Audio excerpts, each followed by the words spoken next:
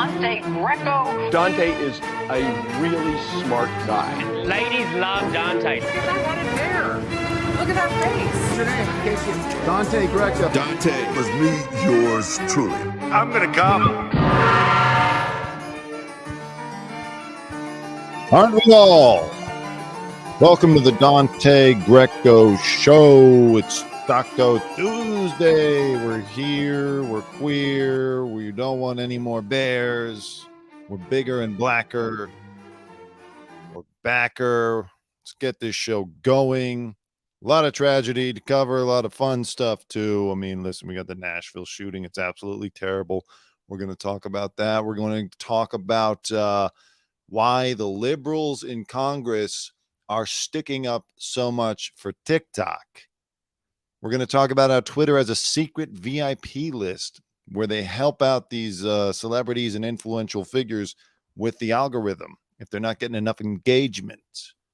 Bryan Kohberger's family is in shambles. Supposedly, according to Brian Enton of News Nation, his sisters have been fired from their jobs. The family is struggling financially. We're going to talk about that. We're going to talk about Pras from the Fugees being mixed up with that Joe Lau Malaysian guy who helped bankroll the Wolf of Wall Street film with Leonardo DiCaprio, directed by Martin Scorsese.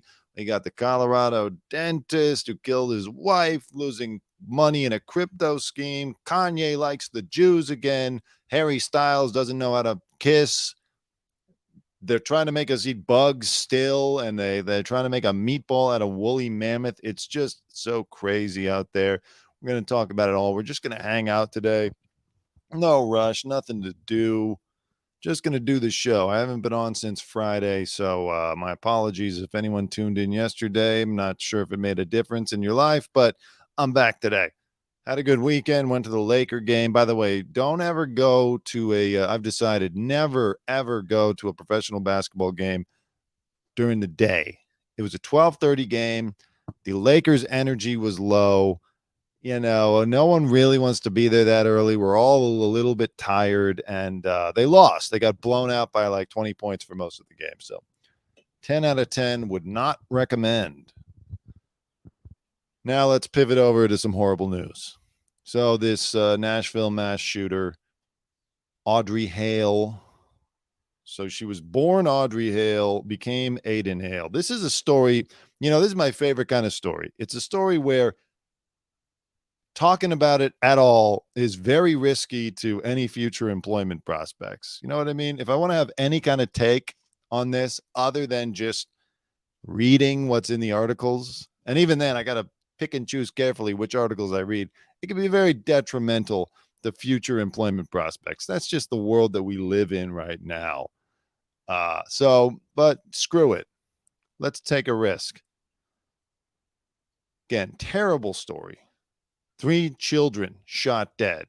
2 adults, or three adults shot dead as well. That's her stalking through the school. Absolutely terrible. The cops were heroes in this situation. 2 officers rushed in and took her down. Not like Uvalde, where they waited in the hallway for the guy to get done slaughtering everybody in the classroom. These cops went in there, so I commend them extremely. Nashville mass shooter Audrey Hale was rejected by her Christian parents who couldn't accept she was gay and trans. As cops reveal, she also planned to shoot relatives. You know, I'm on Twitter a lot because I want to see what the general discourse is when these big stories happen. And I do see a lot of people pinning this on the trans movement.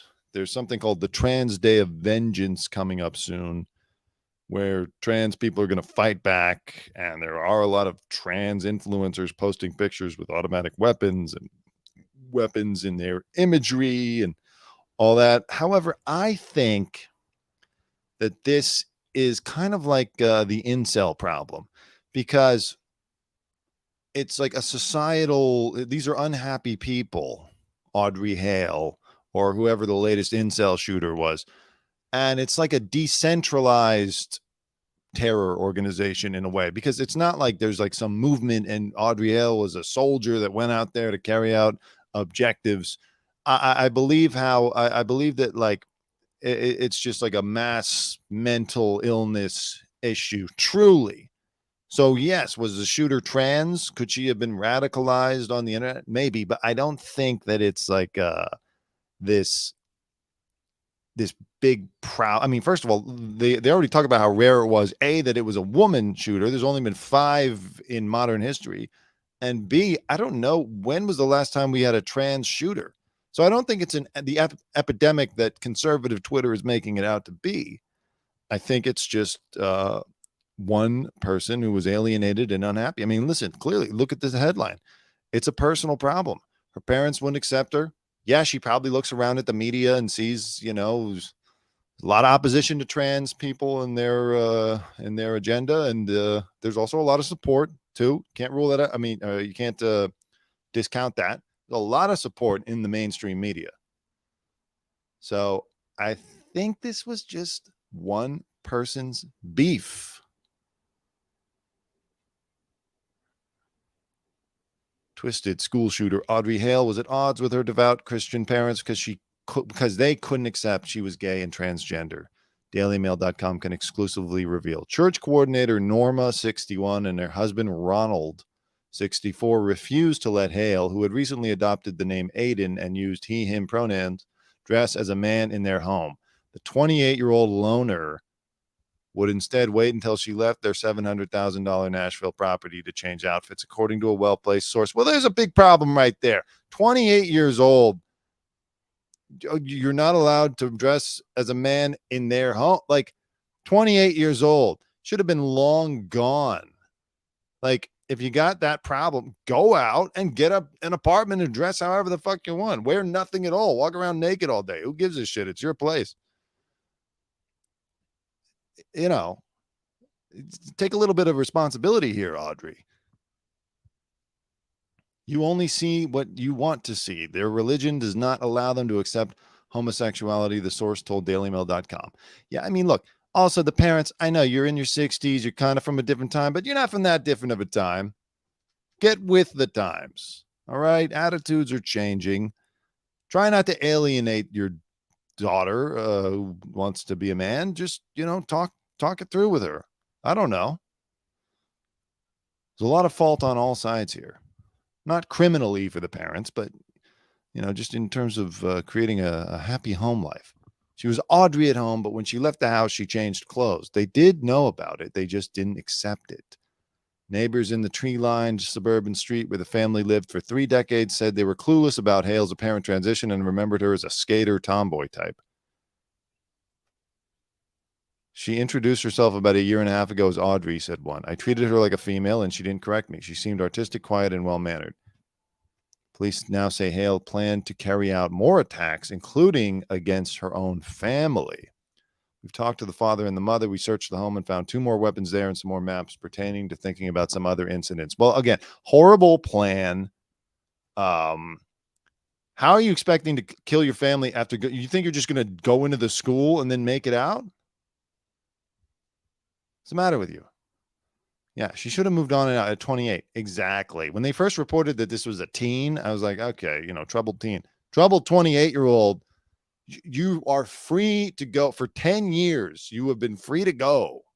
More than 10 years, really. Some people are out at 16 if they really want it. At a certain point, like, everybody has, not everybody, but like some people have parents that don't agree with their lifestyle. It's part of life. Move on, move out, get a job, and put together a life that shows them, hey, you know what?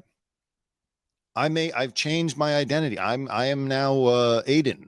I'm living as a man and dressing as a man, but I'm also taking care of myself. And maybe mom and dad would be more accepting, begrudgingly or grudgingly, but more accepting. Instead, it's like, you're here in the house still at 28. You're not going forward. You're not moving forward in life at all. Like, you're just going to be our problem forever. And now this too, that we're Christians and we're not down with this. All right. Talked to the father and the mother. We searched the home and found 2 more weapons there and some more maps pertaining to thinking about some other incidents. We strongly believe there were going to be some other targets, including family members in one of the malls here in Nashville, and it just did not happen. Now, I lived in Nashville for about a year. I didn't know this school.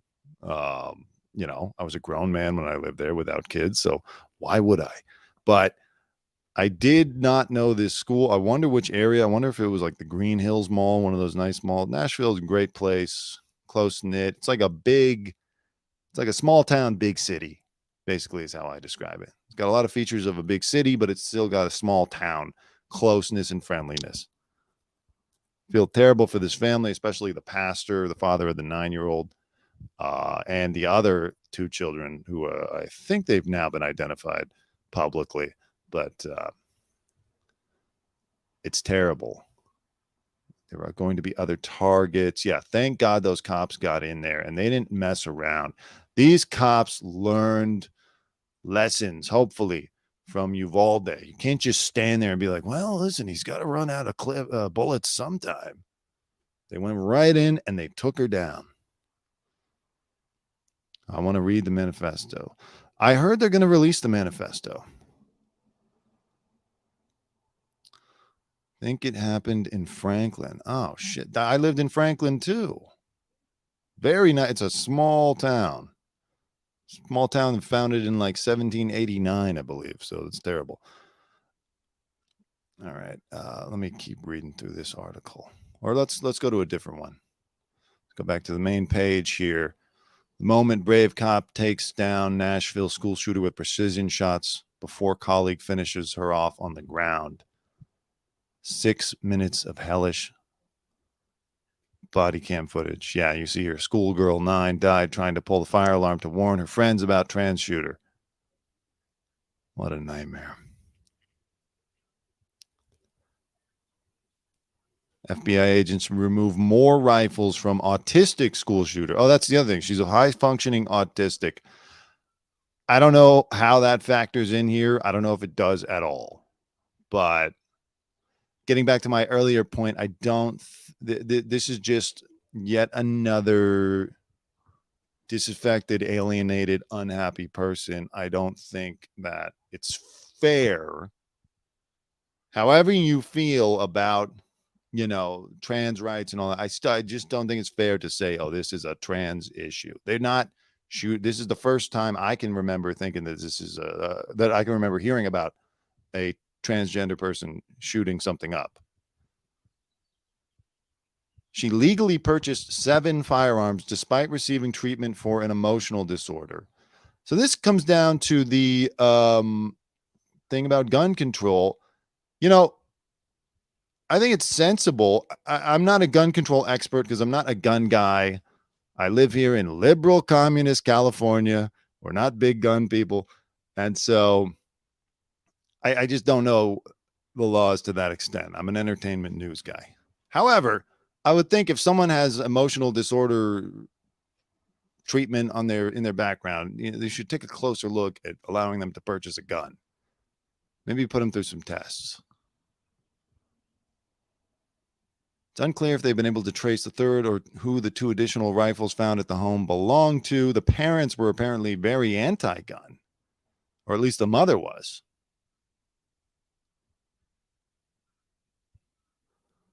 Audrey was 28 and art school student with high functioning autism, according to law enforcement sources cited by the Daily Beast. They were legally bought, these weapons. Neighbor Sandy Durham said there were no warning signs that would suggest Hale was capable of such violence. Never. She was very sweet. I don't know what happened. It's very scary. But moments before she entered the school, while sitting in her car in the parking lot, Hale sent a final message to a friend telling her she planned to die.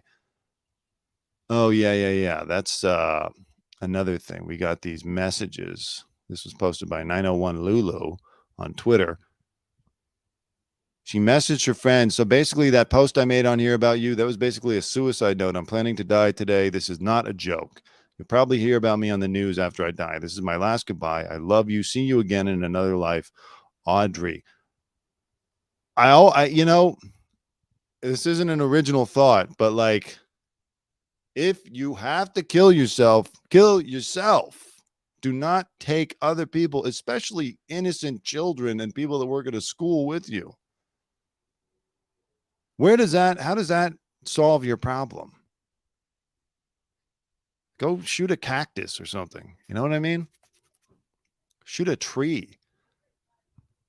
I know, but I don't want to live. I'm so sorry. I'm not trying to upset you or get attention. I just need to die. I wanted to tell you first because you were the most beautiful person I've ever seen and known all my life. And I believe the friend tried to contact authorities immediately, but like if she was already in the parking lot, what are you going to do? This is her older brother, Scott. Got to feel bad for him. I'm sure it's not his fault. You know, that links up with Kohberger, Bryan Kohberger, the Idaho killer, alleged. His family, I'm going to talk about this a little later. His family is suffering the consequences. Like his sisters have been fired and family struggling financially. So don't necessarily take it out on the family members unless we find out there was some kind of like horrible abuse or whatever. But religious people and against their daughter being different. Yeah. I mean, look, ultimately the blame lies with Audrey. This is never a solution. A mass shooting is never the solution. It's her fault. Completely. You just hope that, things could have been worked out ahead of time. Maybe they could have talked, gone into some therapy as a family. Her motive remains unclear, but police say she felt resentment about having attended the church school. Chief Drake said she was assassinated in the hallway and that Hale shot everyone she came into contact with. God, thank God they got there quickly. If she was on that kind of trip, shooting everybody she came into contact with, and she only came into contact with 6 people. 6 people is too many, of course, by the way. But we've seen other shootings. Again, Uvalde and whatever other shooting. There's so many that you can't even keep track of them anymore to reference them. But we've seen how quickly the carnage can be unleashed. So good job to the Nashville police force.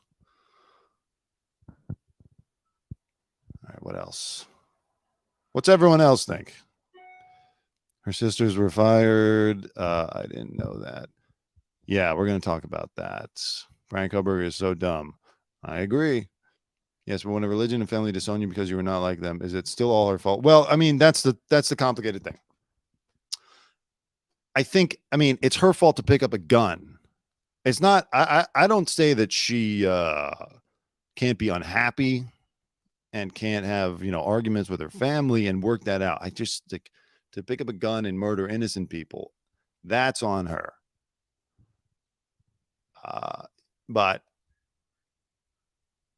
she shouldn't, it's not like that simple either. It's not like, hey, Audrey, too bad your family hates you for who you are. Like, suck it up. No, I don't agree with that line of thinking either. The parents needed to, did they have any idea? That's a question that needs to be answered. Did they have any idea that something like this could have been brewing? What did they know about the guns in the house? Were they aware that the guns were in the house? Did they buy any of these guns in the house for her? If it comes out that they did, okay, now we're really going to look at the parents with a side eye, because I sympathize with her in feeling alienated in her own house. Go to the White House and protest with signs. You don't kill 6 innocent people. Exactly. But ultimately, you never kill people. If you ever kill people or shoot them or harm them, especially innocent people, then you lose the argument there. She was on any medicine. That's a great question too. Listen, these pharmaceutical companies getting people hooked on these like mind altering prescription drugs with all the side effects, may cause suicidal thoughts, may cause you to murder innocent people. This all needs to be investigated. Agree, but when you were rejected, it hurts. I blame the religion and the parents. Guns should be outlawed. Right.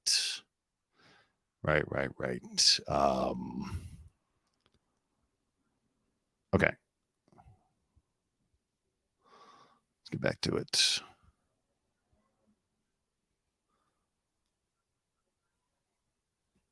She also had an art page. Now, this I personally hate because I'm a fan of this movie, The Shining, and I don't want to be like lumped in and thought of in some negative way because of that. But the Nashville shooter had an art page for their works, including one that's now giving people pause, a rendition that highlights The Shining, including one of its haunting refrains, Red Rum. Audrey was a graphic artist and illustrator, and her website's now being poured over in the wake of the massacre. Yeah, I mean, she's just sitting there alone. I don't know if she had some friends. She was messaging somebody, but this must be a loneliness epidemic in this country. People have nowhere to turn to, no one to talk to. Manifesto has not been revealed, and it's just awful. So we'll see as more information comes out. Is there anything anyone else want to say before we move on from Audrey? Wouldn't be surprised to find out she was on antidepressants with suicidal side effects. Yes. I would not be surprised at all. That, of course, never seems to be like two things never happen after these type of shootings. There really isn't any action on gun control. And I'm not a ban all guns guy, but, you know, some things need to be looked at when it comes to protect, like precautions in terms of allowing people with some mental illness history to get their hands on the guns. I don't know how you solve the problem. I don't know how you fix the loopholes. I don't know how you stop people from getting something that they really want, but there's, you know, put Chat GPT on it. We'll figure it out. And then pharmaceuticals, because they pay for so much advertising that almost never gets enough of a headwind behind it to make any kind of difference. And I don't know if it will. Needs to be investigated. Wonder why she was so angry also, and why she was so suicidal. I mean, yeah, again, as Beverly here was saying, when you're rejected, it hurts. The religion and the parents, it's tough. On the other hand, she was 28 years old. You know, mom and dad can't tell you what to do at 28 unless you're living under their roof. So again, go somewhere. Go to San Francisco. I don't know. Go somewhere else. Go to East Nashville. East Nashville is kind of like the hip, cool area. You know, go hang out in East Nashville. All right. Let's move on. Let's talk about Kanye West. He's back. Congratulations, Jews. Kanye likes you again. Can you believe it? Just like that. All he had to do was see a movie with Jonah Hill. However, Jewish orgs are saying to Kanye West that this Jonah Hill IG post doesn't erase the hate. Watchdog group Stop Anti-Semitism and the American Jewish Committee both tell us they need to see much more than a simple social media post from Kanye to believe he's sincere in his new feelings towards Jewish people, and they're willing to meet with him to discuss further steps while calling on him to do way more to prove he's a changed man. When I saw that post, I felt like Kanye was saying, like, listen, we all know Kanye is bipolar still medically appropriate, the medically appropriate term, or bipolar is the right, manic depressive is the one that we don't say anymore. He's bipolar. So it seems like his pole is flipped, and he probably feels a little sheepish about saying things like, I love Hitler and I like Hitler and Hitler invented the highway. So he's kind of trying to be like, hey guys, I like you again. You know, my bad. Sorry about all that stuff and losing $1 billion. But I would not, you know, I got to side with the Jewish orgs in this situation, because you got like at least 10 years of Kanye subscribing to Nazi ideology. And, you know, Kanye is not a Nazi. He's just part of the Hitler extended universe, I think. You know, he's not full blown. He's just kind of like one of those characters. But you got like 10 years of Kanye subscribing to and supporting Nazi ideology versus one night watching a Jonah Hill movie. And by the way, what happens if he watches a Jonah Hill movie that's not good? Does he switch back? Be like, God damn it, those Jews got me again. Bad movie. If he watches You People, does he change his mind? Leora Rez, whose Watchdog group named Kanye the anti-Semite of the year for 2022. I wonder, by the way, is he going to be back to back? So far, I don't think so. He's, if he's trying to lose that award, he's doing a good job. She says forgiveness is a major Jewish value, and Ye can still be forgiven, starting by publicly denouncing Fuentes. Yeah, he should. I mean, who is Nick Fuentes? He's just, flash in the pan as far as hate influencers. No one's going to remember Nick Fuentes in 5 years. Like that other guy. Who was the guy that started out back when Trump first got elected, who was like the face of the alt-right, and now you don't even hear about him? Was it Richard Spencer? I don't know. But what's he doing? Kanye has a chance to, he's already an established pop culture figure. He should denounce Fuentes. Fuck him. The AJC isn't rushing to forgive Kanye just yet either, with spokesperson Richard Hershot telling TMZ it is a little odd that all it might take for Kanye to renounce his vile anti-Semitism is to watch an 11-year-old Jonah Hill movie. Whether Kanye is sincere, only he knows. Actually, Richard, I disagree. I don't think it's a little odd. I think that's like par for the course for Kanye. Stuff like this influences him. A movie that he likes can change his mind. As he said, he's never read a book in his life. He's not going to be convinced by facts and figures and, philosophical argument. He's going to watch a movie or like listen to a song by a Jewish man. I don't know. Can we get him into show tunes? Weren't some of those great show tunes written by Jews? Take him to Broadway. I don't know. But that's the type of stuff that will convince Kanye. Did he see The Fabelmans? The AJC says Kanye's still got a lot of explaining and apologizing to do, but they're willing to meet with him in his effort to turn the page, do the right thing, and become a better person if he's being authentic. They're issuing a call to action for Kanye, telling us they want him to take a serious, detailed look at his doubling down on anti-Semitism and being a bad person. Look, the cynic in me says Kanye has come down from whatever high he was on. I'm not saying a drug high, but, his anti-Semitic high that he was on to close out 2022.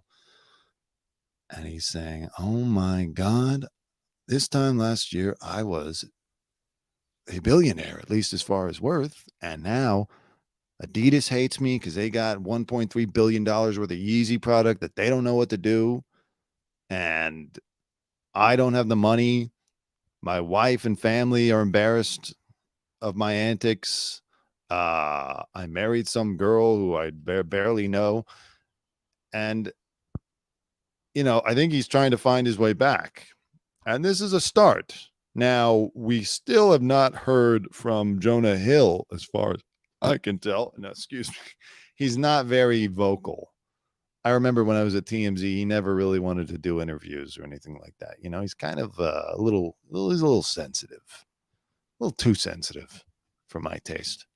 Always complaining about people making fun of him. Like, I get it. Look, it sucks, but on the other hand, look at your life. It's much better than it would have been if you were not famous and successful. So, if Jonah Hill is willing to meet with him, now that would be something. That might help. But what would be his motivation? Maybe if he's just a fan of Kanye and he feels like he can bring him back. Kind of like that guy, Lex Friedman, who's a podcaster on YouTube. He's like part of the whole Joe Rogan crew. He did an interview with Kanye before the Alex Jones appearance, where he was trying, Lex Friedman himself is Jewish, and he was trying to kind of like talk to Kanye and bring him back. So maybe, the door is going to open. I don't know. The chic antique. I think Ye is brilliant. He did all this to look nuts and get out of his contractual agreement with Adidas. Yeah. But now I think he's looking at that and saying, maybe I should have stayed in that contract because I have way less money and everyone hates me. you know, it's almost like he like the one guy said, he kept doubling down because he was so far into it. It's like the sunk cost fallacy. You know, I've been this anti-Semitic to prove my point that no one can control me. I think that was initially, look, we know that he from people in his circle saying he wanted to name his 2018 album Hitler, and everyone talking about his love of the Nazis for years. We know that he actually was into this stuff, but I still think the public onslaught that he unleashed on all of us last year was just his ego trying to say no one can control me, not even the Jewish people. So he kept doubling down, and now he's doing this. He is mean. He is a little mean. I think he'll be fine. People want their Yeezys.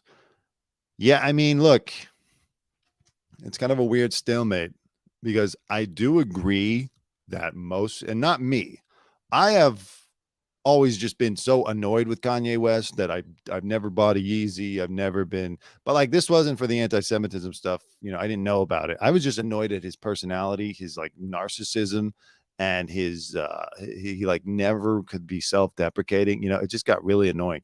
So I've always had issues with Kanye when it comes to that. But there is a weird unspoken stalemate going on where I bet the public at large is kind of like, oh, yo, are we gonna release those Yeezys, Adidas? And Adidas is sitting there like, man, people would probably still buy these if we could just do it quietly. But the blowback in the media might be too much.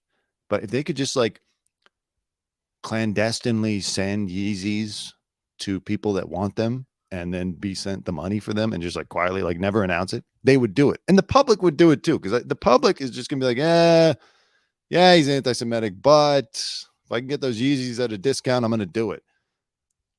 Is gendering by saying him. Cancel this Italian. Are you talking about Kanye? Don't tell me he's changed.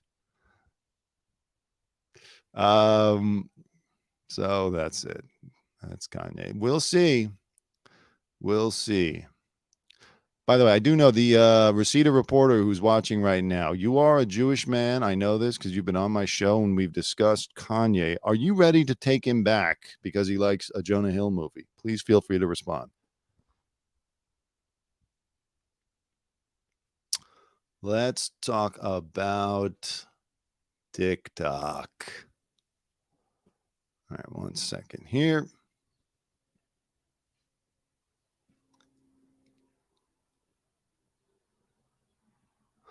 All right, so liberals all of a sudden are coming to the defense of TikTok every chance they can get. And it's actually like, okay, hold on. Let me set this up properly. This is what I wanted to start with.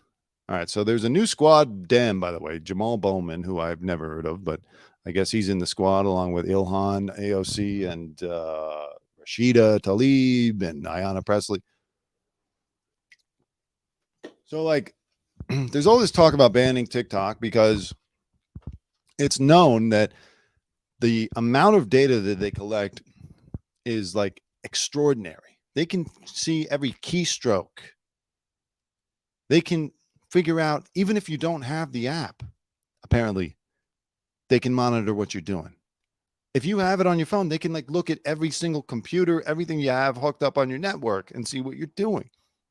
It collects a lot of data and it sends it to China. This is not in dispute. China is not exactly our friend. China and Russia are meeting right now and discussing their whole future together. The Pentagon is preparing for like satellite war with China. China is not our friend.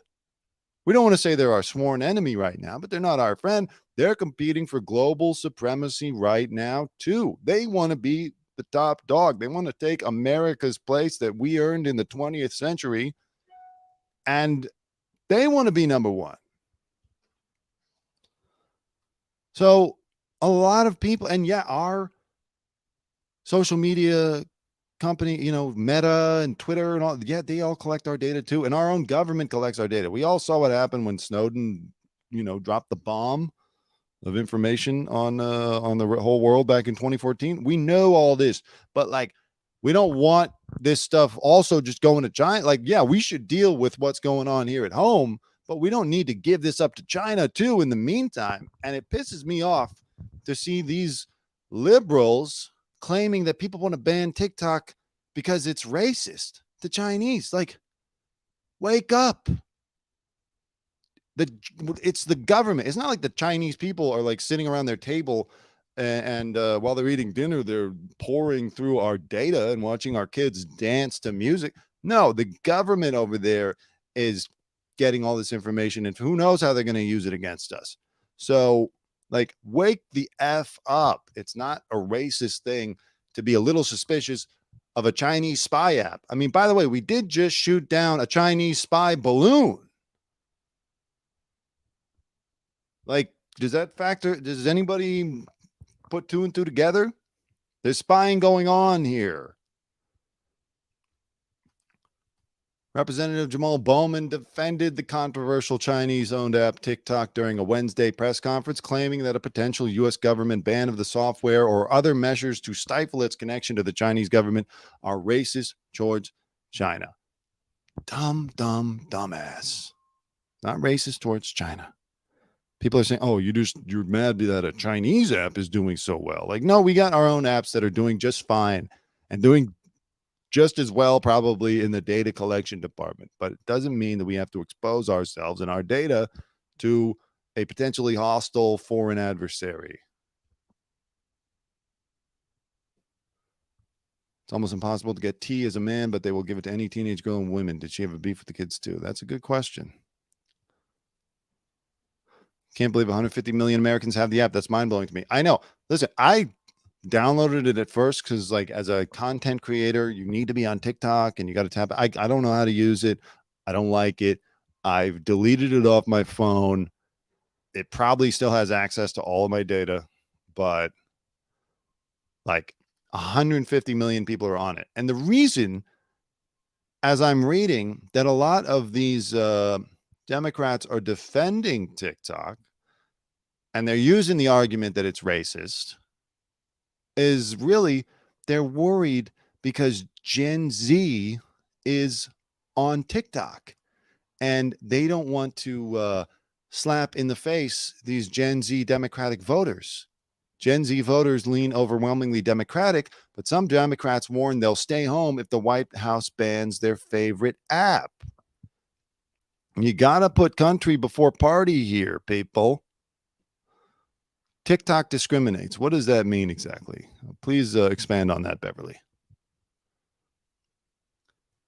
In the nation's capital, the debate over banning TikTok is largely focused on whether the app's Chinese parent company poses a security threat to Americans. Of course it does. But behind closed doors, Democrats are also being forced to weigh whether blocking the popular video platform could come with heavy political costs. In 2020, Aiden Cohn Murphy used TikTok to rally support for Joe Biden. Now he's trying to use the platform to stop Biden from killing it. I'm not defending TikTok as a company. I'm defending my entire generation, said the 19-year-old Harvard freshman who, as a high schooler during the 2020 campaign, founded a group called TikTok for Biden. It has since changed its name to Gen Z for Change and formally incorporated as a political nonprofit. Now includes 500 creators with a combined 500 million followers on multiple platforms. If they went ahead with banning TikTok, it would feel like a slap in the face to young Americans. Democrats don't understand the political consequences this have. Democrats, let me explain to you something. Gen Z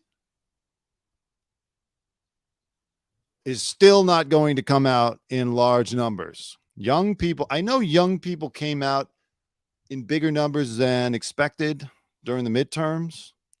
But like history tells you that the youth, when it was my generation, when it was other people's generation, when it's the current generation, the youth is a lot of talk. The 18-year-olds, the 19-year-olds, they say they're going to go out and vote. And then what happens? They don't. They don't really show up. So, yeah, you want to try to lure them in, but don't rely on them. And don't force us to compromise our security over the Gen Z vote.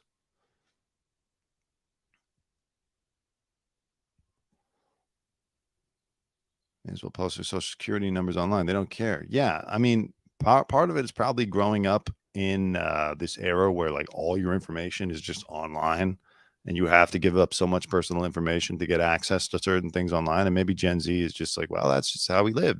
Nothing is private. But for the rest of us who grew up, who sort of traveled through this transformative age, we don't like it. 150 million US users. Like, sorry guys, go to another platform. It's enough. I mean, personally, I hope they ban it just because I'm sick of feeling like I have to use it to promote my show. But also, I don't like the security risks. That's it. So that's a big reason why they are doing it. And AOC's out there. And like, look, AOC, I know a lot of people hate AOC. I don't hate AOC. I find her generally to be sincere in what she's doing, even if you don't always agree with what she's going after. But she seems to have been sucked in by this whole, like, it's racist against Chinese people argument. It's not. That's like, and then this is from Melissa Chen, who is contributing editor to The Spectator, board and managing director of Ideas B2, born in Singapore. That U.S. social media companies also do the same thing by collecting data is a facile argument promulgated by those who, in essence, are saying there are no differences between being a Chinese company and a U.S. company. That is patently false legal and moral equivalency. So, and by the way, we know in China, the TikTok is different. It's like promotes educational videos. Like the algorithm is to educate the kids, as opposed to here where it's like dance and like wacky shit. And like, look, I do an entertainment news show, and I've worked for an entertainment news company for years. I value content that is not educational. You got to have fun stuff so that you can just sit back and laugh and enjoy and kind of tune out a little bit. I'm all about that. That's my market. But it's just shocking that over there they're doing it the complete opposite way, and we're supposed to just be like, well, we love TikTok, let's keep it. Every kid should have it. Here's what AOC had to say about TikTok. Let's go. Hey everyone, this is Rep AOC, Alexandria Ocasio-Cortez, and this is my first TikTok. Now, this is not only my first TikTok, but it is a TikTok about TikTok. Now, this week, the CEO of TikTok came and testified before Congress as there is growing rumblings and discussion over a nationwide ban on the app. Do I believe TikTok should be banned? No. Why should TikTok not be banned? First of all, I think it's important to discuss how unprecedented of a move this would be. The United States has never before banned a social media company from existence, from operating in our borders. And this is an app that has over 150 million Americans on it. Some of the arguments about banning TikTok have come. Real quick. Okay, yeah, it might be unprecedented, but like, it's an unprecedented social media app. It's been around for years now, and cybersecurity experts have examined it and said it's the most invasive app that's like ever been unleashed on our shores. So it's not just any old app that they're trying to ban. And it's not like a Chinese company tried to get an app into the US marketplace and we said, no, get out of here. You're Chinese. They've been here. They've got 150 million followers. We've seen how it works. We've seen the results. And now people are taking a step back and saying, you know what? Maybe we don't want that. With respect to discussions around Chinese surveillance and utilization of data that is tracked, and the enormous amount of tracking on US citizens and data that is harvested by TikTok. And they say because of this egregious amount of data harvesting, we should ban this app. However, that doesn't really address the core of the issue, which is the fact that major social media companies are allowed to collect troves of deeply personal data about you that you don't know about without really any significant regulation whatsoever. In fact, the United States is one of the only developed nations in the world that has no significant data or privacy protection laws on the books. The EU, for example, has something known as the GDPR. Okay, so like her argument is, hey, just because they do it too, we shouldn't ban them. Like, no, of course. Look, we should look at all these companies and what they're doing with the data. But doesn't mean we just let China run wild and keep going because some of our companies do it too. Like, let's put a stop to them doing it, and then we focus on ours. Don't just let them keep going. Which really forces an enormous amount of protection on individual users and the amount of data that companies can collect about you without your knowledge. So to me, the solution here is not to ban an individual company, but to actually protect Americans from this kind of egregious data harvesting that companies can do without your significant ability to say no. And usually when the United States is proposing a very major move that has something to do with significant risk to national security, one of the first things that happens is that Congress receives a classified briefing. And I can tell you that Congress has not received a classified briefing around the allegations of national security risks regarding TikTok. So why would we be proposing a ban regarding such a significant issue without being clued in on this at all? It just doesn't feel right to me. And additionally, this case needs to be made to the public. We are a government by the people and for the people. And if we want to make a decision as significant as banning TikTok, and we believe, or someone believes, that there's really important information that the public deserves to know about why such a decision would be justified, that information should be shared with the public. Okay, I agree with that. Like, fine, let's have the information shared with the public. And I think the public, you know, look, it sucks for the users, but apps closed down. Anybody remember Vine? Vine was where people were building their careers, and it didn't get banned. They just shut the thing down, and people migrated over to YouTube, and they went to other apps. So, like, you know, and also I'm sure all these 150 million people that are on TikTok are not just on TikTok. I'm sure they're on Instagram. I'm sure they're on Twitter. I'm sure they're on YouTube. I'm sure they're everywhere because we all have to be everywhere. They're on LinkedIn, whatever app. They're not like going to be left out in the cold. It's not like people are going to be homeless because we banned TikTok.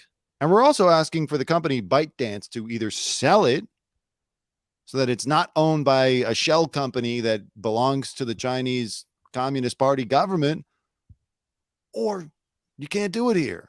Sorry. They do it to us, by the way. If we sent a TikTok over there, you think they would be sitting there like, well, you know, come on, you're being racist against Americans. No, they would kick us right the F out of there. Stop it. Smarten up, AOC, on this one. And the rest of the squad. What's the matter with you guys? You're missing the mark here. All right. Speaking of crazy stuff, let's talk about, you know, while we're on this whole like governments and weird spying and all that kind of stuff, what is with this push to make us all eat bugs? Every month or two, I see a new video online where they're trying to sell us on the idea that we're all going to be eating insects in the future. Now, mind you, this isn't Jeff Bezos and Bill Gates are going to be eating insects. This is like everyone else is going to be eating insects. Like, what is this?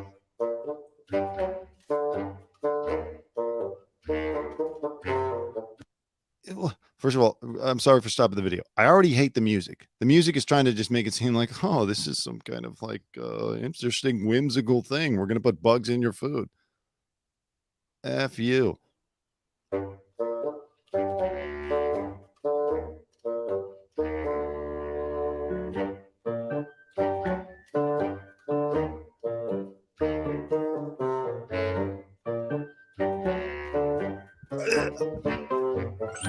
So these are called Tenebra immolitors. They're small mealworms, and these are some of the most common insects used in mainstream insect eating.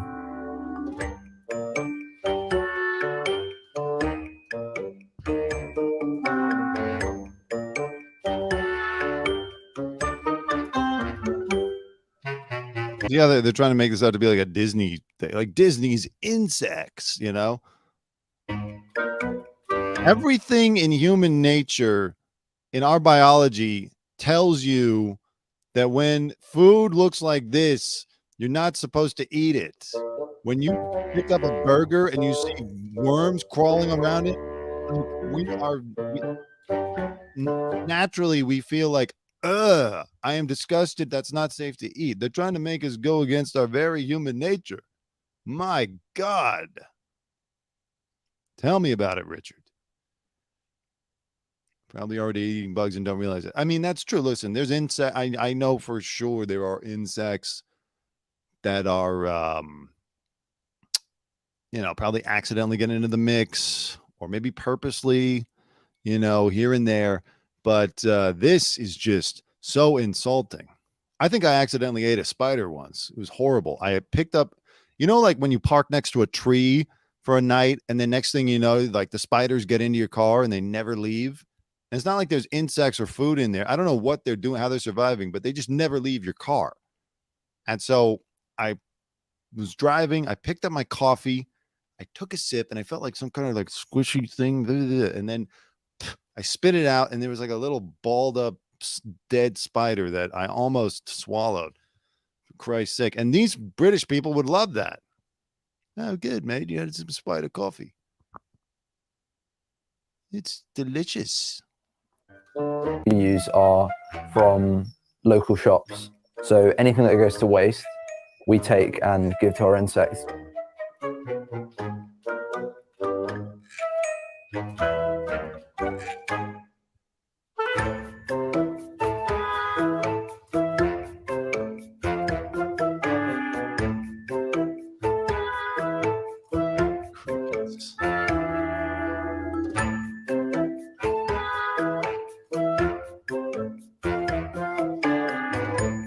How do they taste? Let's see.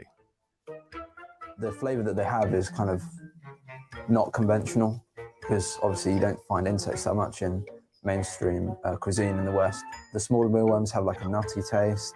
The larger mealworms have the texture of chicken almost, but they also have kind of an almondy flavor. It's an interesting taste and it works on a lot of dishes. It's usually used as a supplement, but you can also make them into flour, which is then used in biscuits and cakes. Again, if you came home from the store and you opened up your package of hamburger meat and it looked like that, you would have a lawsuit on your hands. You would call a lawyer.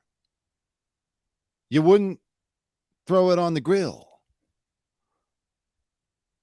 Biscuits and cakes, and it's really rich because of the protein.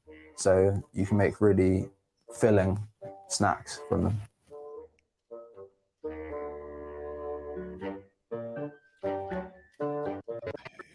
Oh. Oh. This is what the World Economic Forum, are they the ones that are forcing this on us? This idea of hey, you will own nothing and you'll like it and you'll eat bugs. You can make insect flour, probably already putting in baked goods. That's, yeah. I don't, but like it's appalling. This whole, like, we're just going to put the worms on the food now. It's going to be a garnish. Oh, Lord. That's see that? Right there. Those are your new black beans that are going to go along with your carne asada.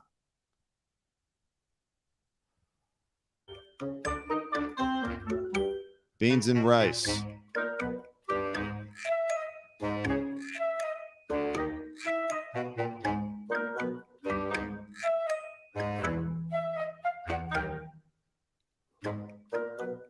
I would rather eat you can cook for people you don't like.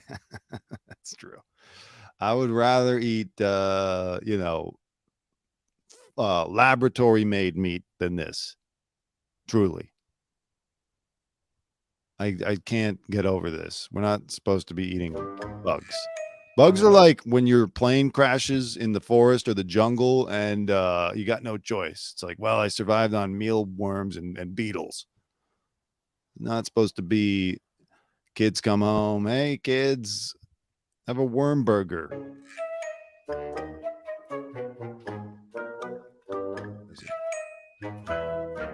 You know what? No, don't take it out on us because there are issues with the environment. The larger corporations have a much bigger and like the upcoming countries, China and India, that are using up all the resources and whatnot now because it's their turn.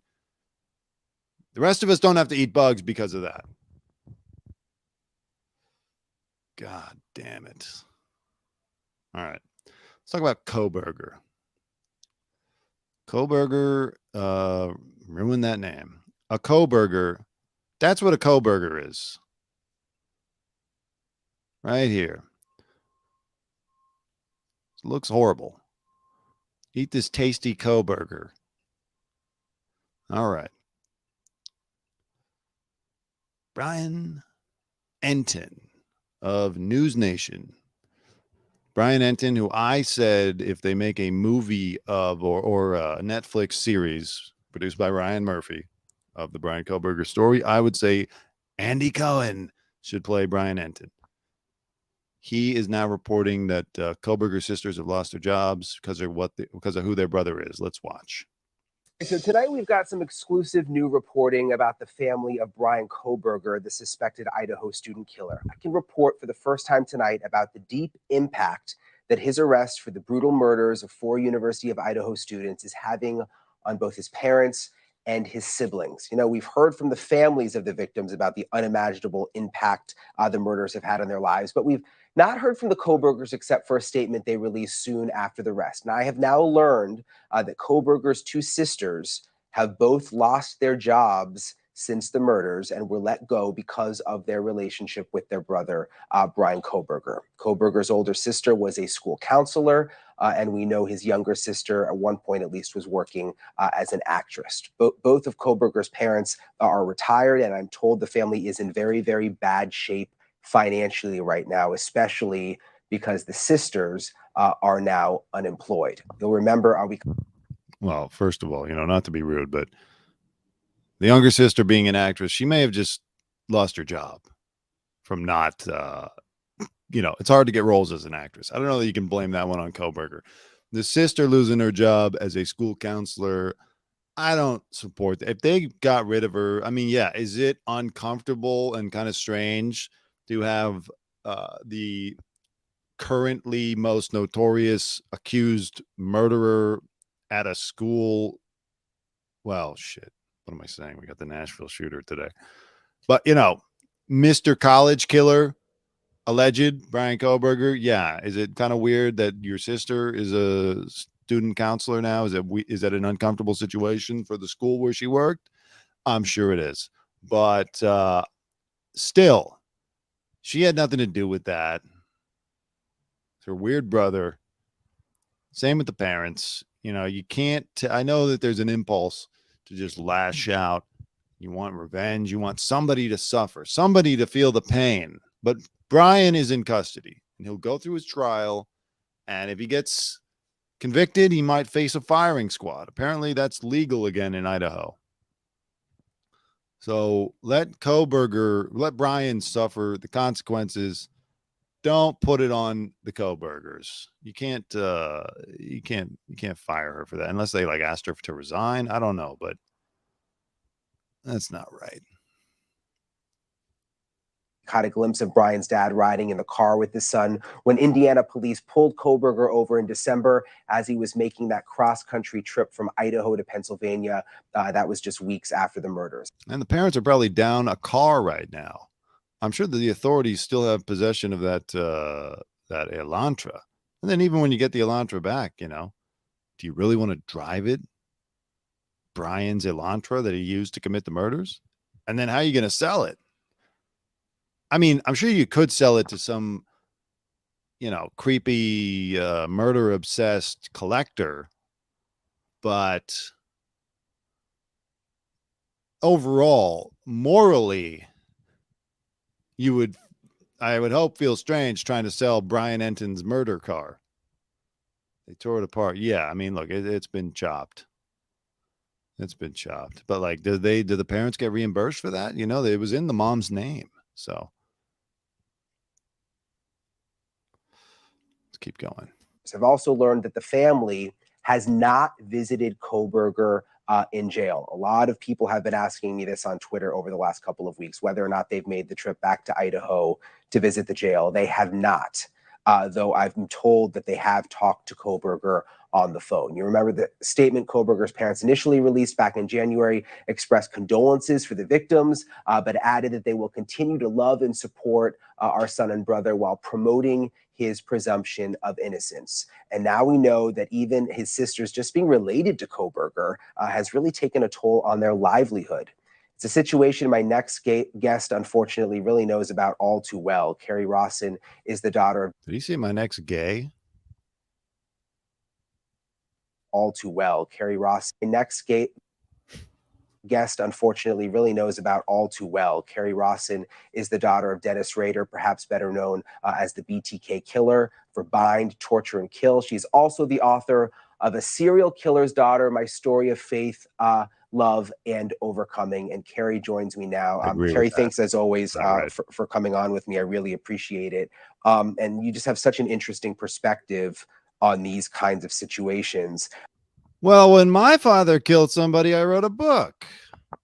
Kohberger's sisters, from what we know, there's no evidence that they had anything to do with the murders. But now we're learning that they have lost their jobs because of their connection to their brother. Did anything like this happen to you or your family? What do you make of it? Well, first, I think it's important to remember that Kohberger's family, as far as we know at this point, are crime victims. So you have to come from that place to begin with to understand what they're going through. In the case of my family, we all took a break. We had to stop work for a while with understanding from like our employers. So my one of my uncles, my dad's younger brother, he took an early retirement from Boeing in Wichita. He was kind of approached by management and then asked them for help. So they were really supportive because it wouldn't have been a very good culture for him on the floor of Boeing to have to go back and be the brother of BTK. Plus, my uncles had to help with their mom. My grandma was really frail and falling down at home, and the media kept coming to her house. So she was actually moved to a nursing home outside of Wichita, and she was actually protected under a different last name, even just to protect her privacy and my family's privacy, so we could go visit her. Were impacted, and I feel like social media is even more rampant now. Family hasn't gone to visit him. Expensive. Well, anyways, look, that's Brian's interview. Yeah, it's not right for the family to have to lose their jobs, except for the actress. I mean, again, is she trying to be an actress in Pennsylvania, or is she out here in LA? Bet the sisters will get new last names now. Yeah, I would definitely look into that for now. Get a new last name, especially the actress. Unless you're trying to get cast in some kind of somebody who would value this. Kohberger, like maybe Tarantino would put Kohberger in a movie, but I feel bad for them. And what are the parents going to do? They're already old. Like they're like kind of either retired or they're looking to retire and just enjoy their golden years. And Brian goes and does this. Now everything's ruined. Nice going, Brian. Nice going. All right. What is left to talk about? Oh, the dentist. Since we're on the accused killer beat, let's talk about the dentist who allegedly poisoned his wife. He took arsenic and put it in his wife's smoothies. And she would say, well, this smoothie kind of tastes weird. And he'd be like, ha, good thing I didn't drink it. Like, what a fucking sick weirdo. All right. Jim Craig. So he was bankrupt, and apparently he lost $600,000 in a crypto scheme. That's the only thing that grabbed my attention here. Again, he's charged with first-degree murder for allegedly poisoning his wife, Angela, 43, mother to his 6 children, by putting potassium cyanide into her protein. Oh, sorry. I read arsenic on a different article early on. Cyanide. Excuse me. So he was having an affair. He was bankrupt. Life was falling apart. How does he solve it? The dumbest way possible. Killing his wife. I never will understand. Things are bad, so you make them worse. Like, instead of just like leaving town. What happened to leaving town? You know, the old going out for a pack of cigarettes or whatever.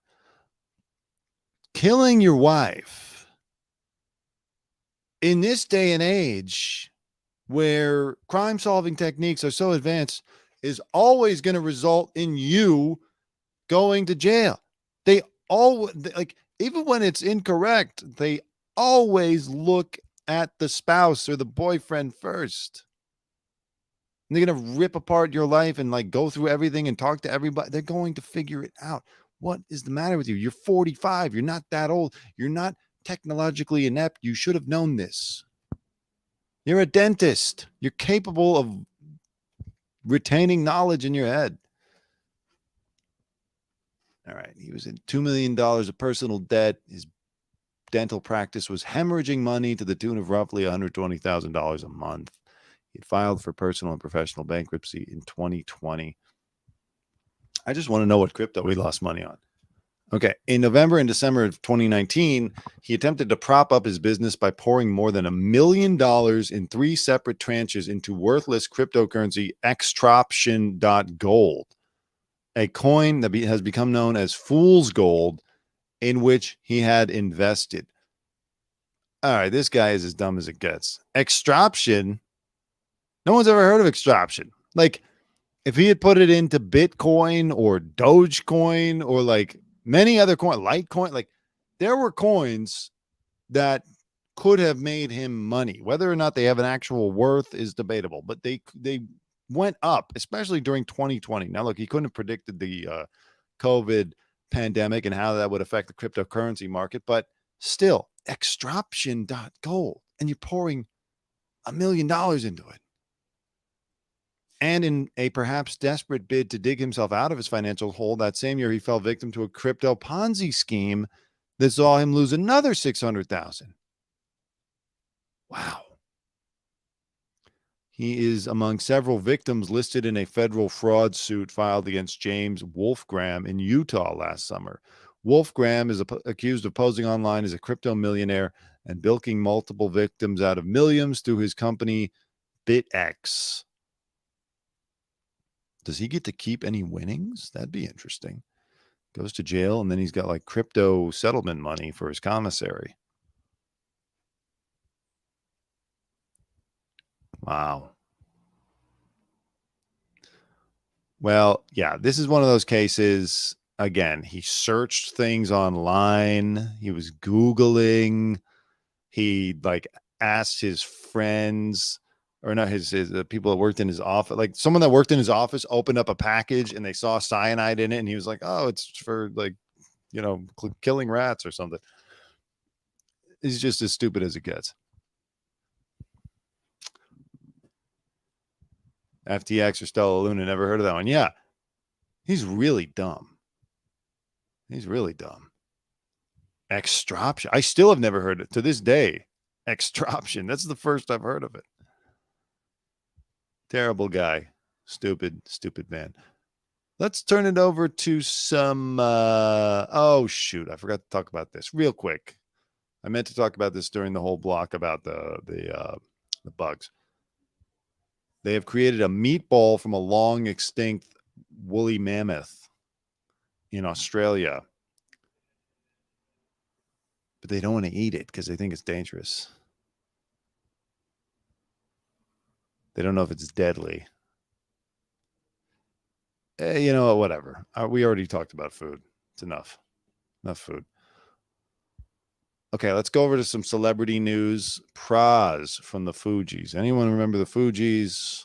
Lauryn Hill killing him softly.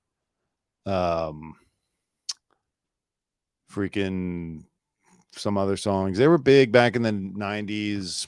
Pras, Lauryn Hill. Who's the other guy? The Jamaican guy. You know him. Wyclef Jean. Anyways, Pras, the least known member, was apparently took $100 million from Zhou Lao, the Malaysian fraudster who was involved in bankrolling the Wolf of Wall Street and who gave all these gifts to Leonardo DiCaprio, and he was partying with Paris Hilton. He's been on the run. He's disappeared. They say he's in China hiding out. Follow him on TikTok. And Pras, who you would never expect would even be in touch with this guy, is facing decades in prison. His trial is about to begin. The jury selection began on Monday. He was taking this money in an attempt to influence both the Obama administration and the Trump administration. He's charged with conspiracy, witness tampering, and failure to register as an agent of China. Now, listen, AOC and everyone else who thinks TikTok is just harmless. They're recruiting Pras. That's how diabolical the Chinese government is. A guy, the third guy from a 90s hip-hop group, they recruited for foreign influence. And you're going to tell me TikTok is safe. Faces decades in prison. Yeah. 50-year-old is accused of accepting $100 million from Lo or Lao. I don't know how to pronounce this guy's name. It's Jholow. I say Joe Lo or Joe Lao. All right. And using his funds in an attempt to influence the administrations of both President Barack Obama and Donald Trump. These efforts included attempts to have the administration drop investigations into Lao and secure the return of Chinese dissident Miles Guo to Beijing. Lao is accused of orchestrating one of the largest financial scams in history, which included turning the slush fund budget of the Malaysian government into his personal cash piggy bank, selling phony bonds through Goldman Sachs and using the money to fund a celebrity-filled lifestyle and even fund the DiCaprio Martin Scorsese film The Wolf of Wall Street. Now, Zhou Lao is believed to be hiding in China, so Mitchell is standing trial alone for his involvement in the scam. Isn't that how it always goes? Scammers disappear and you are left holding the bag. Now, I feel bad for Pras because I used to see him regularly in Beverly Hills when I was at TMZ and I was walking my beat. I would see Pras. He always showed up to this like vegan restaurant that used to be there on Brighton. Nice guy. I interviewed him a bunch of times. They didn't usually use him because he's just not that relevant of a name, but he was always cool, always down to talk. And he was smart because he always pulled up in the same blue Bentley. And it was a nice enough Bentley that you could believe he got it from his Fugees money, but it wasn't so nice that you'd suspect that he bought it with money stolen from the Malaysian government slush fund. And he never changed it or got a new one or upgraded it. It was just like, all right, this is a guy, he probably bought this thing used and, you know, it's a nice car, but it's not that nice. It was very smart. Again, he was cool. I'm glad I never asked him for any business advice, but yeah, I feel for him getting wrapped up in this. Apparently, he only made about $8 to $10 million. Well, actually, no. They suspect he made anywhere from $8 to $40 million from this scam. And it's like, the music industry is tough. Even if they had hits, I'm sure they didn't have a great record deal, the Fugees. He probably wasn't making much from royalties. They can't tour because Lauryn Hill's so unreliable that they can't even get together to do a tour to make money that way. What do? Well, like everyone else in Beverly Hills, you turn into a big fraud. So many people walking around Beverly Hills were and are just major financial frauds. They're in crypto, or they're stealing money from this, or they're embezzling. It's all just a bunch of frauds walking around having a great time until the hammer drops. I was shocked to see it drop on Pras. And I don't even know, can he rat anybody out? Is there somebody that he can turn evidence on? I hate to see them try to pin this whole thing on him, even though he is guilty. But decades in prison for this. I hope he's got a good lawyer. He first met Lau at a nightclub in New York City in 2006. Prosecutors allege Mitchell became involved in a two-part scheme orchestrated by Lau, which he was charged for in 2019. The first involved a fundraising event for Obama during his 2012 presidential campaign. Bros, where's Lauren? Where's Wyclef? Why am I talking to you? Mitchell allegedly reimbursed guests to attend the $40,000 apiece fundraising dinner in an effort to curry favor with the president's administration, and then threatened them not to reveal where their funds came from. And he also funneled a total of $1 million of Lowe's funds into Obama's campaign and did it through 20 donors to avoid detection. Those funds allegedly came directly from the cash Lowe stole from the Malaysian government. When I read about this story, I also had to think, did Joe Lau steal so much money from the Malaysian government that they were they half-assed the investigation into where flight MH370 went? Because it kind of was happening around the same time. MH370 went missing in 2014, and then within a year or so, they suspended the investigation. I wonder if they were look, we got a major deficit here. We can't put any money towards this thing. You know what? The plane crashed. Forget about it. By the way, there's a new MH370 documentary on Netflix. It was interesting to hear the theories. I recommend watching if you're into that sort of thing. Mysteries, aviation mysteries. What happened to it? Did it get sucked into a black hole, as Don Lemon suggested? Yes, it did. And the second plot involved Mitchell helping Lau lobby officials in the Trump administration in an effort to end an investigation into Lau's business dealings. The defendant, Prakharazel Mitchell, or Pras, received over $100 million from Joe Lau, a foreign fugitive responsible for one of the largest embezzlement schemes in history. This guy is an all-time fraud. He's up there with Madoff and Sam Bankman-Fried from FTX. To use back-channel influence to convince the then president of the United States to drop a federal investigation into Lau and to agree to the extrajudicial removal of a Chinese exile living in the United States. Mitchell is also believed to have met with a Chinese government official at a Four Seasons hotel in New York City to organize their efforts in 2017. Again, it's Pras from the Fugees, the third guy. They're using him. Can't believe it.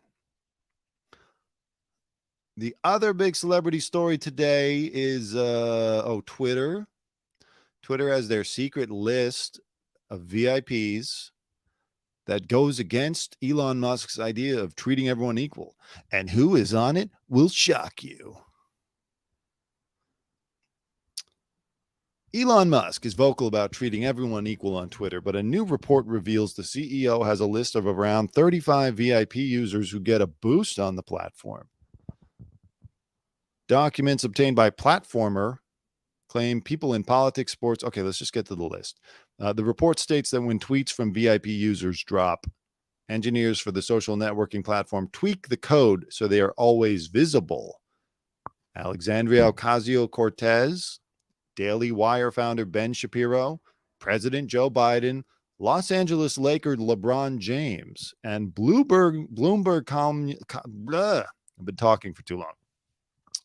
Bloomberg columnist Matt Iglesias are among the elite. plus many others. Wow. So it seems to be a bipartisan effort at the very least. You got AOC and Ben Shapiro.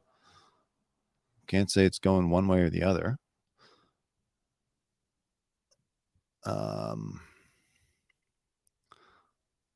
Let's see. Reports Mr. Beast, Twitter user @Drill, and menswear writer Derek Guy are also on the list. Who put Derek Guy on the list? Why is he on the list? Who is Derek Guy?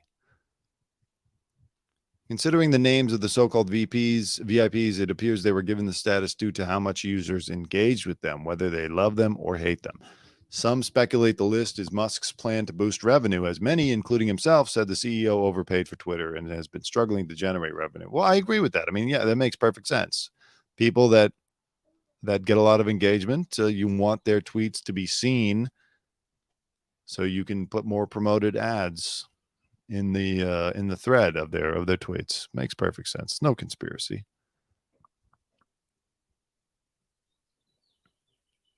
Who else is on the list? That's it? They don't give us the full 35? All right. That's that. And finally, Emily Ratajkowski was making out with Harry Styles, and everyone was talking about what a poor job he did kissing her. It was on video. Pull up the video.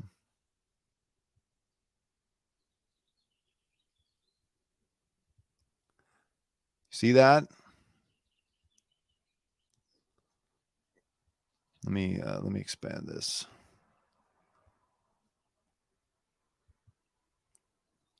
And let's see what we all think. Oh, wait, no, you can't see it that way. So he doesn't look very enthused. He's not grabbing her face.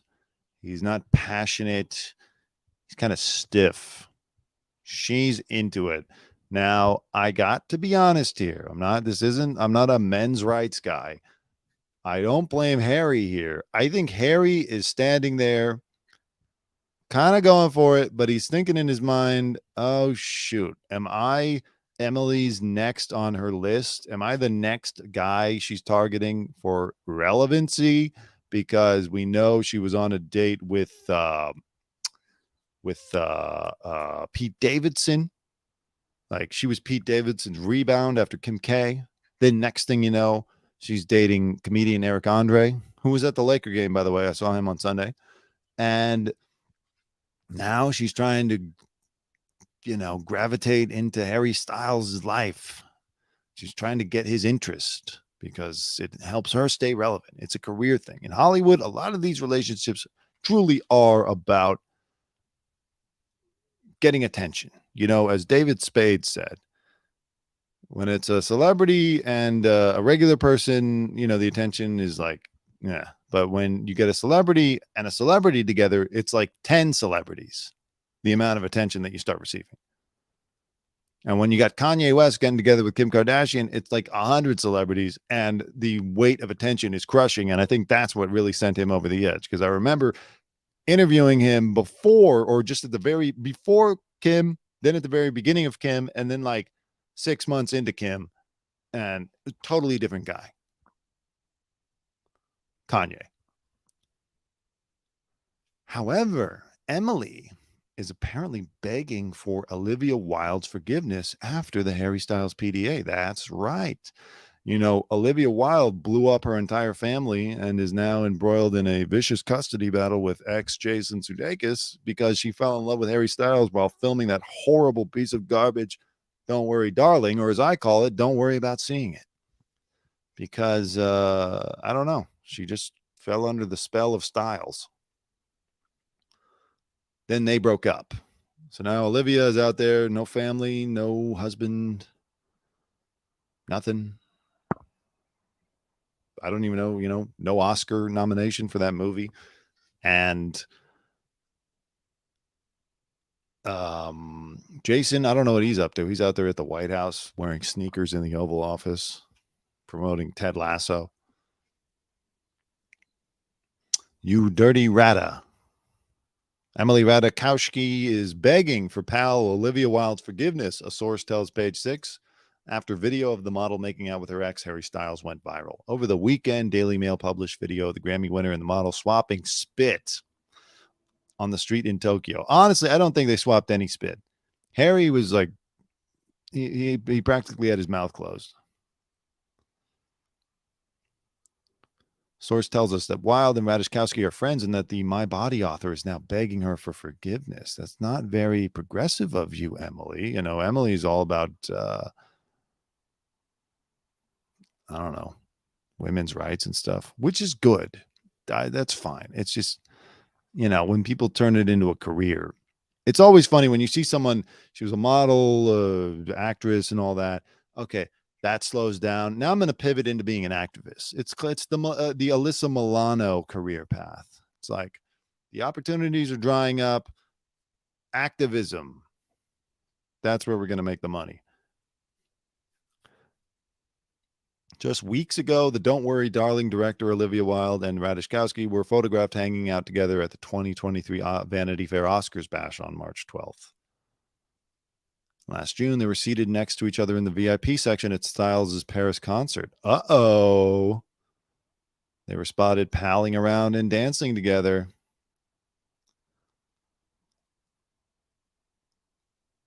Emrata even came to Wilde's defense when she faced criticism about her relationship with Styles while she was promoting her movie Don't Worry Darling, saying she felt protective of Wilde. Oh my God, this is really bad, Emily. How could you?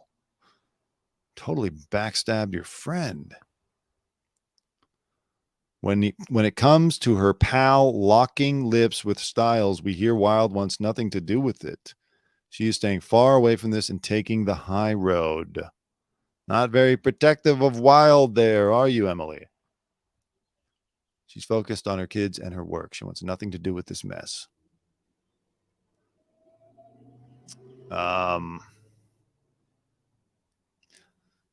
So I don't know. Okay, she's Emily's since been linked to Brad. Oh yeah, she got a divorce from the guy she has a kid with. She's been linked to Brad Pitt. Were they linked, or was that just something that they wrote? Emily's a snake, exactly. Listen, I don't dislike Emily, but like, you know, come on. She's one of those people that will criticize others and then do this, and that's not good. Been linked to Brad Pitt, Pete Davidson, Eric Andre, artist Jack Greer, and DJ Orazio Rispo. She recently said on her High Low podcast that paparazzi have screwed up casual dating for her. I've gone on dates where there's been no pictures, and I'm like, all good, she said. And then there's been times where literally the first time I've met someone, we spent 2 hours together and there's pictures on the internet. Oh, God, keeping you in the news. That's that classic Hollywood, like, double speak. Oh, those paparazzi just keep getting pictures of us and putting them out there. I can't believe that when Pete Davidson and I sat courtside at the Knicks game, the paparazzi took pictures of us and put them out there on our first date. What an invasion. Who is she? Meghan and Harry? Well, anyways, I think we've talked about literally everything in the world today. Great show, a lot of participation. I love that. Thank you to everybody who's been joining the conversation. This is the most important show in America, as we know. It's huge, millions of fans. And I thank you. I will be back probably tomorrow, possibly Thursday. Just depends. And as always, I take responsibility. I take responsibility. I take responsibility. I take responsibility. That's the greatest commercial ever. No, but as always, have a good life. We will see you soon. Much love. Thank you. Love. All right, Dante. So once again, thank you to my brother. Tell him your name again. Dante Greco. 2 words. Made in America. Dante, you're doing great. That's good. I know. It's from. Listen, I want you to leave my good friend Ringo alone. My pal Hal. Have a good day.